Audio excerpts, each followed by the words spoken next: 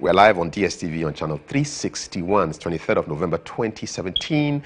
And Hard Talk looks at issues of gender, children, and social protection. The minister is in the house. Stay tuned.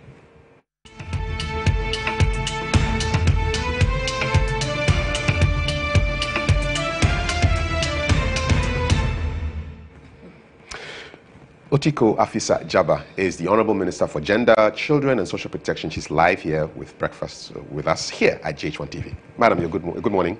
And a good morning and it's good to have you here. Thank you. Okay. And good morning to your viewers as well. I'm sure they're delighted. When I told them that you were coming, they started saying lots of questions. So we'll ask some of those questions that came up on our social media platforms. Let's start with a terrible situation as far as children is concerned, because child abuse is a bane of our society. You have talked about 33% of children being abused sexually, and that 22 to 27% of Ghanaian children are engaged in child labor.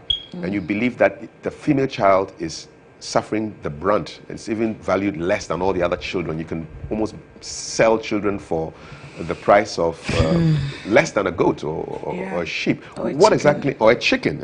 Exactly what are you doing to confront these issues of child abuse in Ghana? Okay, thank you very much. First of all, I would like to celebrate all children. The Universal Day of Children was the 20th of this month. And in celebration of that, we, the Ministry and the Ministry of Local Government, collaborated with UNICEF to organize a program to launch a social media drive at the Physicians College. And it's called Ghanaians Against Child Abuse. GACA. GACA. So I am a GACA. You can be a GACA. The parents and children, anybody can be a GACA. The whole idea is to sensitize our people about these very issues that you are raising. In Ghana, largely, children, who are the larger percentage, about 65% of this country is made up of children and youth. But we see children as possessions. We see children as charlatans. We should see them, but we should not hear them. We don't treat our children well most of the time. And we don't involve them in decision making, especially on issues that affect them. In the area of treating somebody like a possession, is you feel that you can sell maybe your goat or your chicken. And so you have your child and they use the excuse of poverty to sell the child into child labor, into child trafficking, into child prostitution. Some of the children themselves engage in child prostitution, but it is against the law.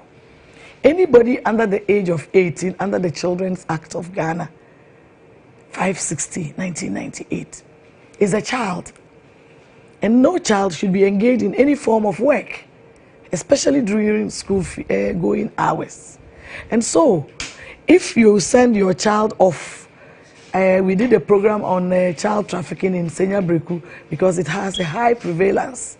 And during the interviews, we found out that some of the children are sold out to people in Yeji for as little as 20 cedis. So I asked them, how much is a fowl?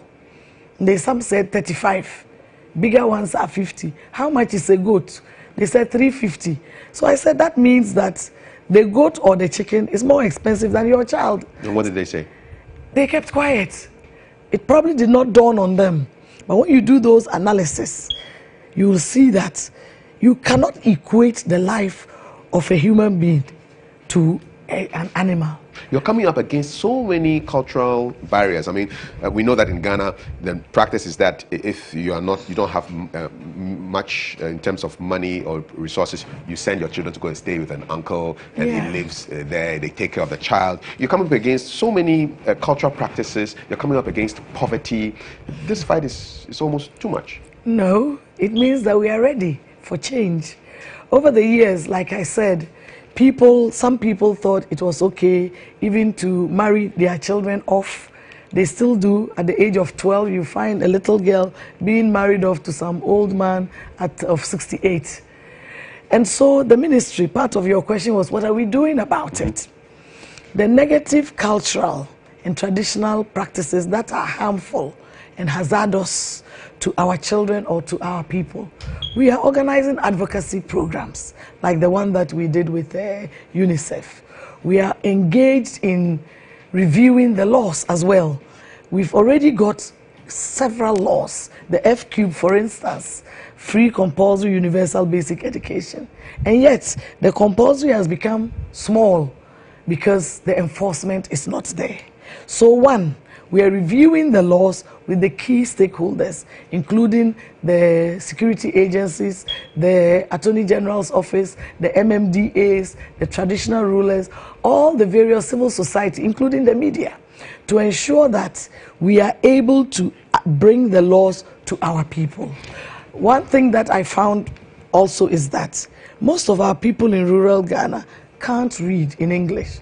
And even if you did the laws in Twi or Ga or Dagbani, they still will not be able to read them. So there is an initiative that we are bringing on board, and then we'll hold discussions, and if it's accepted, it will become part of a policy for us that all laws from the Constitution should be translated into voice, in the different audio, into the different dialects. And then we'll have town hall meetings monthly to discuss issues like this and parenting. We'll organize TV programs, radio programs, the online, to let people understand that it is an offense to abuse a child. And that, for instance, if a child does not go to school or is not, you send them off to marry, the fine is 500 Ghana or 1 year's imprisonment or both. Some people even feel that that is too lenient. So the law will be reviewed and the sanctions will be also reviewed. And then how we work with enforcement agencies. For instance, this little girl who was defiled in the central region. Indeed. It is increasingly reported. Yes, yes. The reporting of abuse in Ghana has become better because of technology, the WhatsApp, the social media, more television, more radio programs. It's not that it never happened before. And so for 2015, totally, the figures for defilement of girls was 1,187. And then boys, males, was 16. In 2016, they've not finished collating the figures. But for the quarter of January to March, in the area of defilement, just for January to March, there were 11 cases of males and 187 of females. That tells you that more females are abused than the men. In the area of non-maintenance, the males were 113, but the females were 965. So we have an issue with. We have issues. You see assault, threat of harm, damage. Today, I was confronted with a story of a little girl at Amasamai. Somebody put her in hot water because she wet the bed. And you can see that her buttocks have been scalded and also bent the feet. I get reports of if a child does something wrong or steals something or breaks something, if somebody, a carer or a parent, will put their hands in hot soup or oil. Sometimes they cane them until they are sick, or in one instance, the person died. These are things that we have to talk about. So more reporting so that we can catch some of these criminals. The arrests of them, the prosecutions must also follow. Definitely the enforcement must also be put in for us to get it done. Your ministry is a huge ministry because you're dealing with gender, you're dealing with child protection, children, you're dealing with social protection. There are so many things that you want to do, and I must applaud the audio constitution project that you want to embark on. But all these things require money. And I'm looking at the budget figures for this year. Gender was given around about 61.3 million. Last year, that's for 2018. For 2017, you had 255 point something million. So that's a drop of 77%. How do you now... Are you angry with the finance minister for not giving you enough money? No. We came and met a huge debt, 122 billion. And with that kind of debt, you have to be very prudent in how you manage the economy. And the 255 you mentioned for last year, 200 of it was for school feeding. It's 55 million that is left for all the other things in the ministry in terms of gender, children, and social protection. School feeding alone took up 255 was for the rest of the activities. So the situation is going to be worse this year? Yes. Because it's 61 for the whole ministry. Yes. What percentage will school feeding take? Oh, this year they've given a separate amount for school feeding for 2018. 423 million has been committed by government to school feeding for 2018. So that's independent of the budget for independent gender. of this, yes. Why is that so? Because we've had a lot of issues with school feeding payments. The issues that are emanating is because we came and met a debt of over 114 million for the last quarter of 2016. And so I was called to Parliament. A question was asked by the Member of Parliament from Bole Bamboy to talk about measures for sustaining school feeding. And we realized that part of the problem is that the caterers do pre-financing. Then the monies that are sent to the district common fund. That is where the monies were coming from, because school feeding was under the Ministry of Local Government. But we've been able to have talks with the Ministry of Finance, and now they're removing it from the common fund, and we'll be getting it directly from the Ministry of Finance quarterly, so that the payments are more regular, and then the debts will not pile up. For this year, we as a government have been able to pay the debts that the NDC left, because governance is a continuous process. And then from January to date, we've paid 210,803,509.92 Ghana cedis.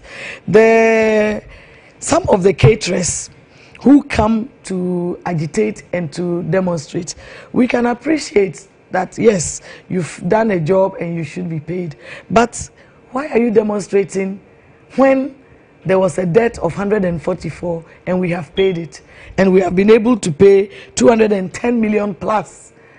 When you owe somebody, your dream is that they should be able to pay you. You don't complain that they are paying you in bits.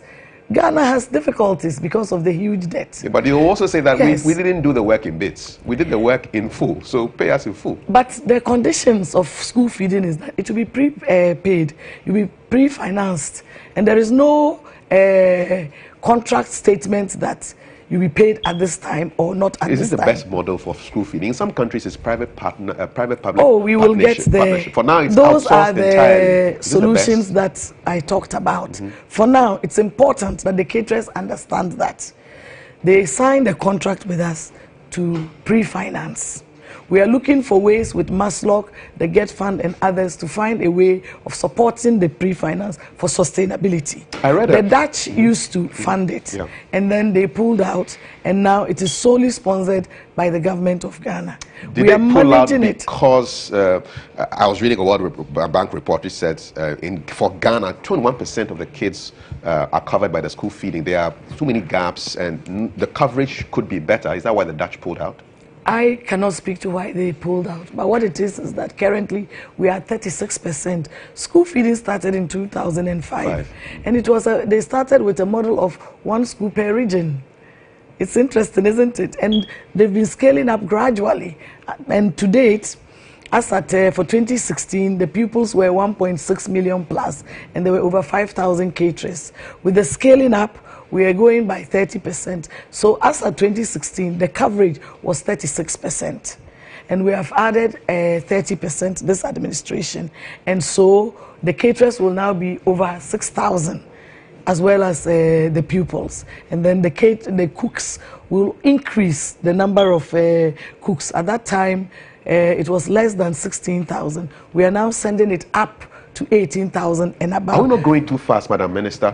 You're not going to be covering over 2 million kids, and yes, we're already 2.1. We're already having problems with the 1-point-something million kids that we are taking care of. Because, why add more wahala to existing wahala? It's a social protection tool where we are to address poverty.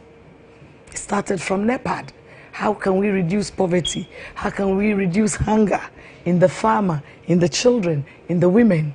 And so it's a powerful tool, and all human institutions have challenges. Critics will say it's a political tool to give jobs to people from the blue, white, and red party. Don't you want a job for anybody in Ghana? Creating jobs, yes, it is a political decision to create jobs, but you need jobs for the security and well-being of your people. How about the chiefs? Are chiefs caterers now? Why should they have an allocation of 30%? Oh, can we take one at a time? In terms of the sustainability of school feeding and its importance, Ghana has also signed on to the Sustainable Development Goals. And the former president, as well as our president, Nana Addo, our coach, he was a co-chair, and Nana Addo is also a co-chair, and he's also the gender champion for the AU. Yeah. And the number one goal is that we should eradicate poverty. The number two is to say no to hunger. With the school feeding program, as we work on it and make it better and make it more sustainable, we are saying that all food should be bought homegrown. We should no longer import. And so the farmer, we will buy the rice, the women will buy tomatoes and whatnot from the farmers and the market women, and we'll give them money, put jobs in their areas. Then the women themselves, as we are expanding, will have jobs. And as we manage it better, we will work with private partnership. Currently, Unilever, for instance, we are into talks with them. They are going to support, and they've already started with the hand washing basins. Cocoa Board are going to provide a chocolate drink and a biscuit.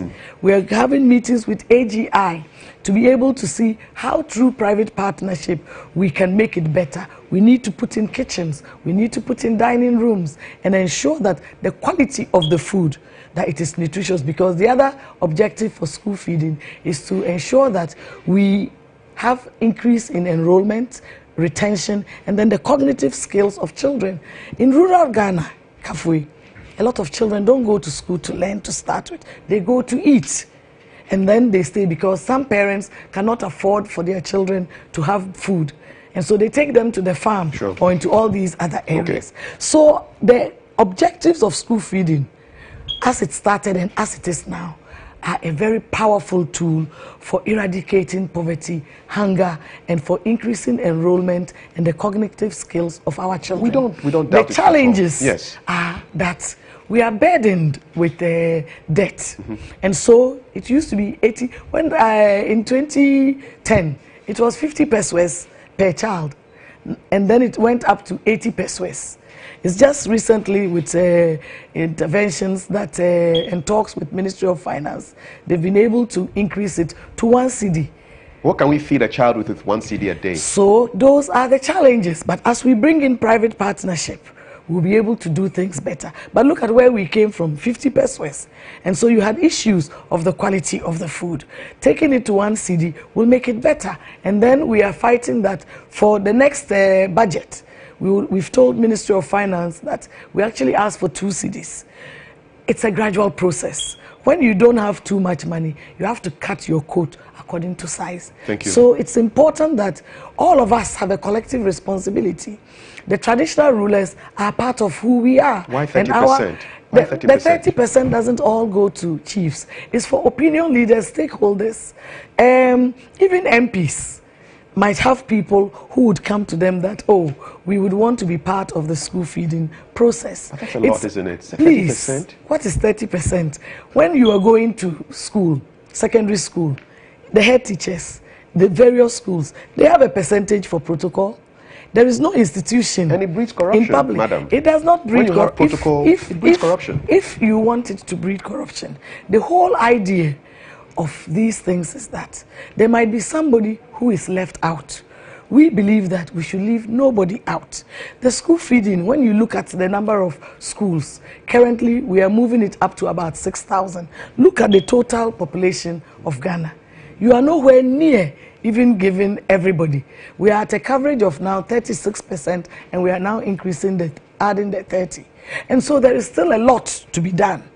People need to be tolerant and help us to get it right. It is a collective responsibility, and all these key stakeholders, politicians, the media, the traditional rulers, the judiciary, the security agencies are all part of the governance of this country. Just as the last question on the school feeding and so issue. it is important that we work well with them. Okay. There is no problem with giving somebody school feeding in terms of protocol. We do it in other areas. It's easy to identify MPs, it's easy to identify the media, but say opinion leaders. For example, if would a school feeding contract be given to, say, an NDC opinion leader? Oh, we sold forms. Anybody can go and buy a form. And the forms were sold so that we generate money internally. It's called IGF, internally generated funds. 50 Ghana cedis per form. Anybody can go. We put an advert in the papers to make it very open. Anybody who wants can go and buy. And then there's a short listing process. The receipts that were collected, we actually send them receipt books from Ministry of Finance, because it's not our personal thing. It's internally generated. That was one of the questions posed in Parliament. And so the counterfoil receipt comes from finance. It was sent to all the districts. They've been able to send some of their returns, but not everybody has finished. We're hoping that by the end of this month, they would have brought all the returns of the forms they sold and the monies they collected, and it's paid into an account at Fidelity, because we have to make returns to the Ministry of Finance.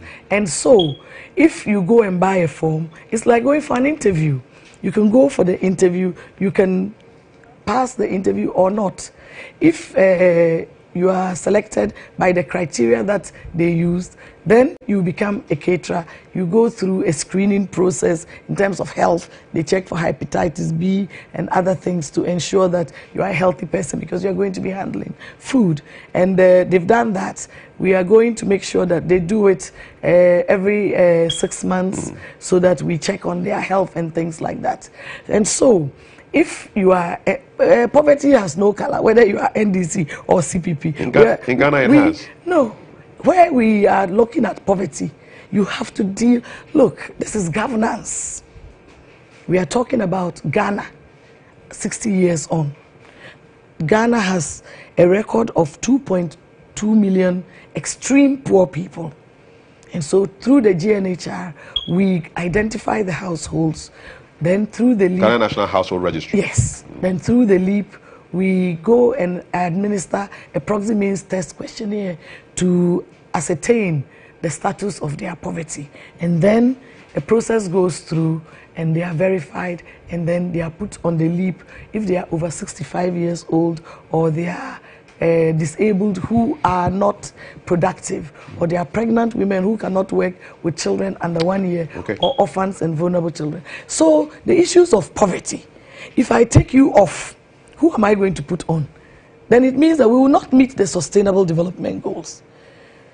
Development is a serious business. Eradicating poverty is part of the bane of who we are.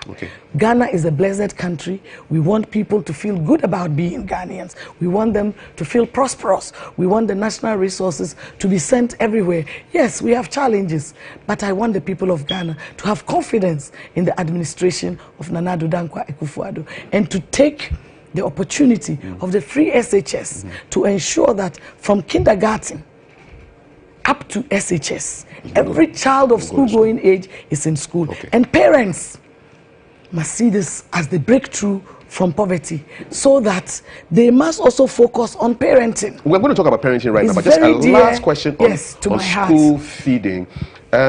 So you assured, during your vetting, you assured MPP women that they will not be left out of the school feeding program. Are they giving you pressure as minister now that you are in the seat? Everybody is giving me pressure, because school feeding is like the last stop. People want jobs, and it's an area that you can give jobs to people, especially. And personally, I've done positive discrimination. It's an initiative. What is that? Positive discrimination, because we, in our manifesto, the MPP, promised the good people of Ghana that appointments, public appointments, will be a minimum 30% will be to women, because there's a big deficit in that area. And we have not yet been able to meet that target. And so with school feeding, what we said is that all caterers should be female. I know that men can cook, but because of the positive discrimination, we are saying that any man who is on the school feeding, we need to rather give it to a woman, because there are more women out of jobs than the men. And then all the regional organizers, coordinators, and the zonal coordinators are also women. And so we've been able to meet part of the target, and there are still so many women who are out of jobs. In Ghana, a woman sits in the market, in the sun, in the rain, sells tomatoes, kenke. In the north, they go and pick shea nuts, they are bitten by snakes. They go and fetch firewood, they are bitten by scorpions to take care of our children. When the man is sick, it's the woman who holds the home. If anything happens and he dies, it's the woman who holds the home.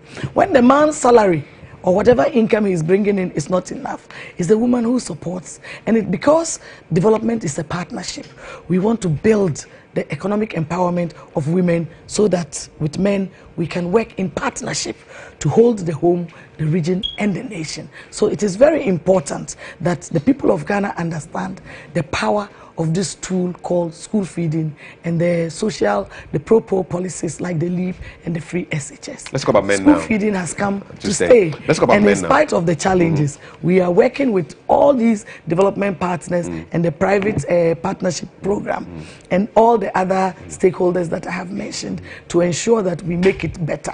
And as we move along, we will improve upon it, and it will achieve what it was designed to reduce poverty in the farmer, in the women, and in our children. We'll be keeping an eye to make sure that everything is managed well, so that we can minimize corruption as much as possible. We That's need our role. to do that as a people. Indeed. As a people, that is it's a responsibility, a collective responsibility of all of us to get it right. Not for my sake or for yours, but for the sake of the country. Now you're talking about men. And some men have not been really nice to you, but you want us to promote, what's the whole business of focusing on men? In this country, men are the dominant group. We live in a male-dominant society because of our patriarchal norms. And so you are brought up as a girl child to serve your father, your brothers, take care of the children. Until not too long ago, women, ours was to be born, get married, have children. And then the rights of human beings came in, independence and all of that. And we realized that it's important for women to be in school, to vote. It took a long time for women's suffrage to come along, Beijing and all of that. We are still not where we want to be. And indeed, we are working on the affirmative action bill. We've sent it to the Attorney General's office. We'll be taking it to Cabinet and sending it to Parliament before they rise. And so, it is important that we as a people understand that these cultural practices that are negative don't help gender equity. Ghana subscribes to the rule of law. Men, yes, have their role to play. They've done a lot. But I'm telling you that until there is equity and equal partnership, it will be like a man, as Professor Michael Kwe, now the speaker, says, that the legs of the country, one has been tied, and that is the leg of the women. And it's time for us to untie the legs of the women so that men and women can run as fast as Usain Bolt. So you want Ghanaian men to be more feministic? I want them to support women. And so for the first time in the history of Ghana, I went to Parliament to make a statement to bring awareness on the International Day of Men. I went there on the 16th. The International Day of Men and Boys, to celebrate men and boys, was on the 19th Sunday. Because, yes, you are dominant, you have a lot of leadership roles and success. However, you cannot succeed without women. Behind every successful man is a woman. So in celebrating men, we need to understand that, one, they need women to be better off. And then the men themselves, it's not every man who is successful. There are so many young boys who are on the streets selling dog chains. They are not in school. They are on the farms involved in child labor. They must be in school. if they are of school going age. They can learn a trade, they can go to vocational institutes. Some people, men, cannot even afford the chop money at home, so they get frustrated. There are records that more men suffer from suicide, more men suffer fatalities at the workplace, they go to war. More men suffer from stroke and other diseases. Men also get prostate cancer just as women get breast cancer. So there are a lot of challenges with men. And men, in terms of violence against men, is also on the increase. I have reports of men being beaten by women. And because of the culture of male dominance, they shy away from talking about it, and they suffer silently, and it can drive them to suicide or whatever. It is against the law to beat anybody, whether man or woman, whether man or woman, or whether child. And this thing about men in front and women behind, and a successful man has a woman behind. We need side-by-side issues. Men and women should move side by side, not men in front and women behind, or women in front or men behind, but side by side together with our children, knowing about their rights. And we're going to organize town hall meetings. I'm a grassroots person. Fortunately, a lot of policies have been designed. The Child and Family Welfare Policy, the Gender Policy, the Children's Act. We have a framework for ending child marriage, the Human Trafficking Act. So many social protection policies are there. I have the benefit of being here, Ghana 60 years on, to ensure the implementation. There's a gap between theory and practice, between the laws and the enforcement and the implementation.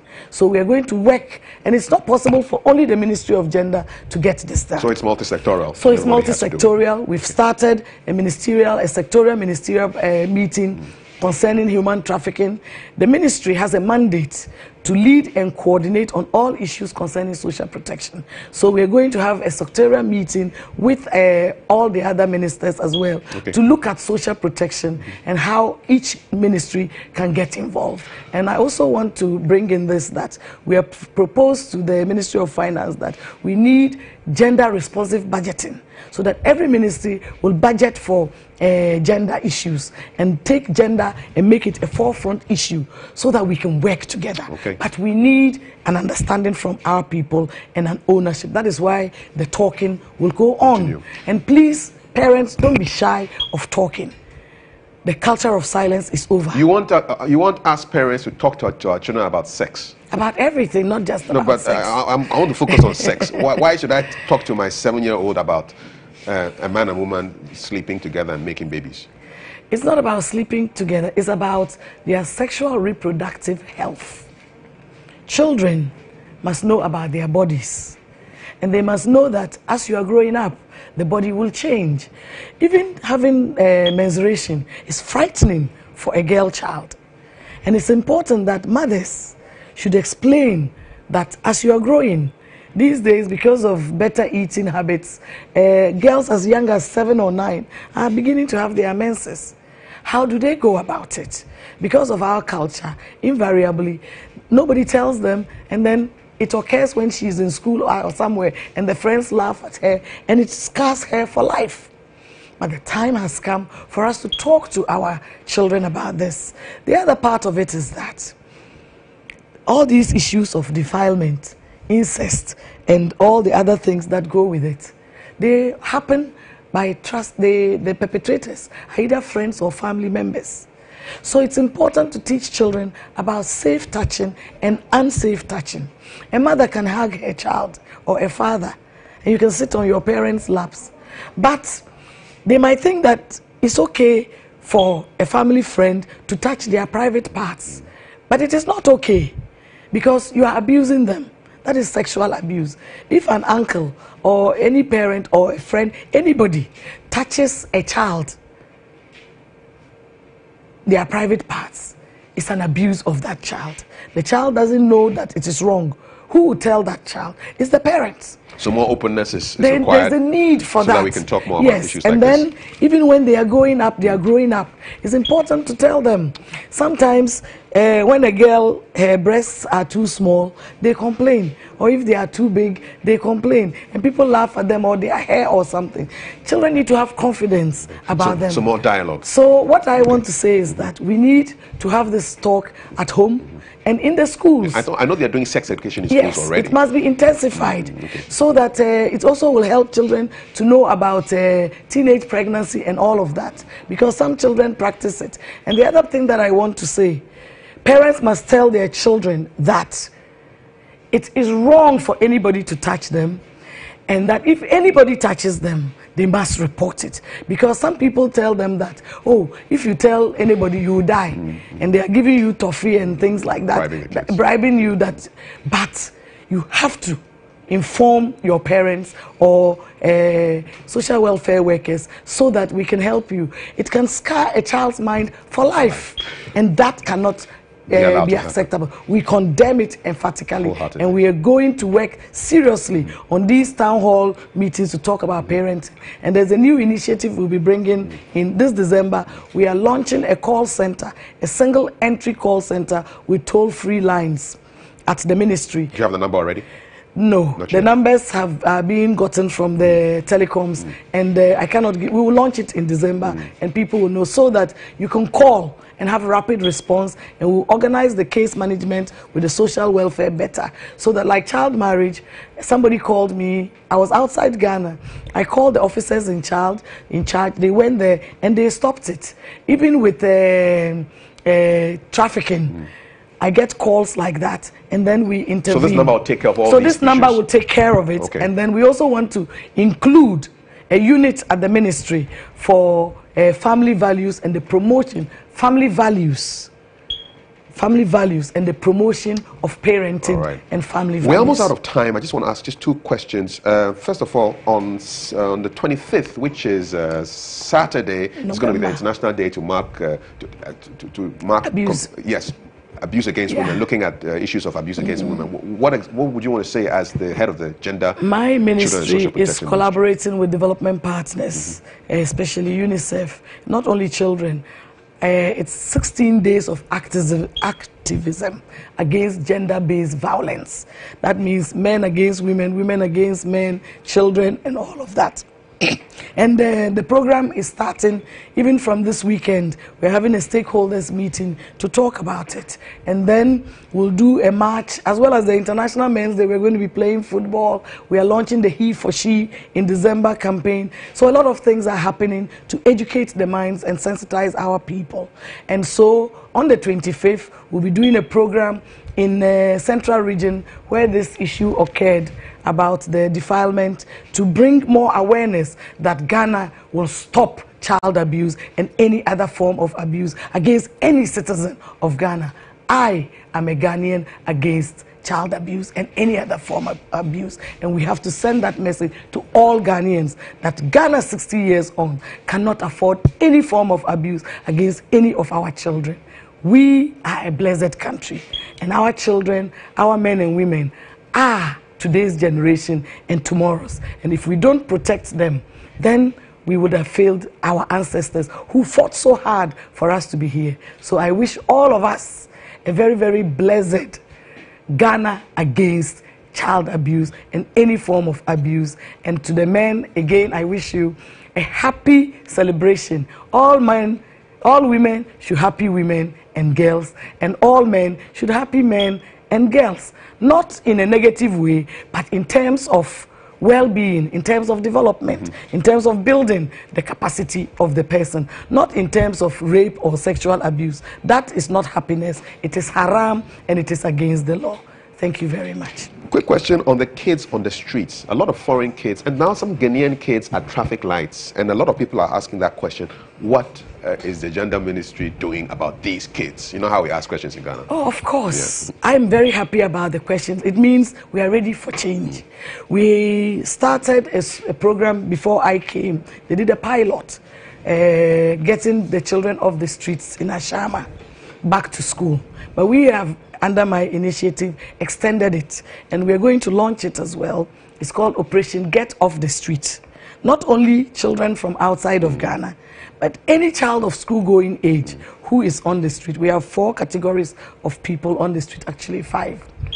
Children of school-going age, others who are above 18, hawking on the street, hawkers. It's against the law to hawk or to loiter on the street. The beggars, and persons with disability who have made begging on the streets a profession. Begging is not a profession. It's against the law. Disability is not about your disability. It's about your ability. And so we are going to start the mapping. We've already done a pilot about the questionnaire. And so they will be starting this month with sensitizing the people on the streets. We have asked people, various partners, to go out and identify the hotspots. They've brought the list. Actually, we are meeting on Friday, that is tomorrow, the steering committee on the Operation Get Off the Street, to be able to begin the mapping process. We have found the shelters, because when you get them off the street, where are you taking them? We have to work with GES so that they can absorb them into the schools. And children who are used to getting money find it difficult to go back to school. So the orientation, the psychology, we are bringing in people so that at the shelters to give them counseling, that school and home is the best place. I met a little boy. He ran away from Lomi, and he was on the streets, and the police brought him to one of our shelters. There were 21 children. One of them is recalcitrant. He ran away from home. We found him, sent him back, reintegration of families. He ran back. I asked him why. He said he didn't have a uniform. Can you imagine this? But now, government is giving children free uniform and a whole load of things. And so, mental patients, you find some of them on the streets. They are also part of the category. So we are going to be in talks with the various mental homes. And it's not only in Accra. This is a nationwide program. So all of you on the streets, please, we will have our people with badges for you to understand that they are coming from the Ministry of Gender. An army of people will be going around soon, from now, December to next year, to do the mapping and the profiling. Those that need to be in shelters, we will take them in. Those that can go back home, we can reconcile them. How many shelters do we have in Ghana? How many shelters? The number of shelters, I don't have the figure, but they are more in the south than in the north. Okay. So we need to have others too there, and then make sure that the condition of the shelters and the rehabilitation centers that we have for persons with disability, the children's parks are made rehabilitated so the children can go and play there. Fantastic. Childhood is only 18 years, Kafui, and it is a time that you should be happy, so that you'll be a happy adult. So we want to work with you, the media and the parents, everybody, because it is a collective agenda and responsibility. I alone, the ministry alone, cannot do it. So I want to use your platform to implore all Ghanaians to support the Ministry of Gender, and that when there is an issue, report to the police. Sometimes I get calls at 5 a.m., this is happening, or that somebody has been defiled. Where is the Minister for Gender? Why are you looking for me? You need to report the case to the police. And then our area is policy and advocacy. And we are going to be very, very aggressive about it. There are going to be documentaries and a whole load of activities. But you have a plan, a short term, a medium term, and a long plan. Ghana is going to be so nice, and we must lay this foundation to be sweet like Kalipu. When we are dead and gone, I like that. They will benefit, the next generation, from what we do today, you and I, and you watching at home. Madam Minister, I've really enjoyed having breakfast with you this morning. I know in your office you're surrounded by portraits of great women, from Yasantua to Hawa Yakubu to Nana Kunedu Ajima Rawlings to Sutherland Addy to Rose Finn, Rose Hart, Alice Inum, Dr. If you had your choice, who of those would you have loved to sit here with us for breakfast, dead or alive? Oh, there is no competition. Yasantua. Yasantua? Yes. Why?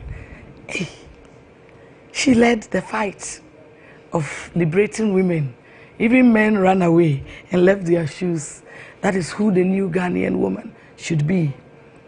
We need strong women full of courage, and that is who we are. Women are born leaders. We nurture all of you, how to sweep, how to talk, wear your uniform, go and bath, and all of that. That is leadership. When did women become the subordinates? When we have guided you to be men, to be teachers, to be presidents. I want women of Ghana to understand their strength, that we are special, the vessel of creation. You produce, and so half of this world is produced by these same women. And so we need to work in partnership, and to do that you have to be educated. And so if you are a girl child, please, and you are not in school, you have to get to school. If you are a woman who is not in school, you can do adult education. And you can learn about your rights and responsibilities. And you can learn about how to empower yourself so that you can contribute to your own well-being, to that of your family, to the nation and the global world. It is important that women must take control of our own destiny. Nobody will give it to you. You have to fight for it. And you have to ensure that our children grow up with confidence, to be courageous, to be bold, to be brave. Women are tenacious. Is it easy to be pregnant? And then to have the baby? I wouldn't know. A lot of men collapse and faint. They don't know what to do. But a woman can be pregnant. She's making akple. She'll stop, go and have the baby, come and continue. That is the strength of a woman. So I just want to say this to all women and girls, and then all men. If anybody is shorter than you, they are too short. If anybody is taller than you, they are too tall. If anybody is fatter than you, they are too fat. And if they are thinner than you, they are too thin. Child of Ghana, citizen of Ghana, you are just perfect how you are. I celebrate all of you. Thank you. The modern day Yasanto of our time, Madam Otiko Afisa Jaba, Minister for Gender, Children and Social Protection. I've enjoyed having breakfast with you. Thank you so much. Thank you. And you're watching GH1 TV live on DSTV channel 361. Stay tuned.